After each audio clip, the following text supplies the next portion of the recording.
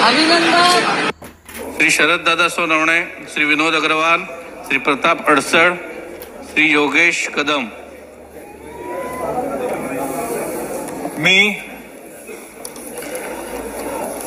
अखंड हिंदुस्थानाचे ध्वजाधारी विश्वसम्राट छत्रपती शिवराय, हिंदू हृदय सम्राट बाळासाहेब ठाकरे, भारत रत्न अटल बिहारी वाजपेयी, प्रथम मुख्यमंत्री यशवंतराव चव्हाण, आनंद दिघे साहेब यांना मानाचं वंदन करतो।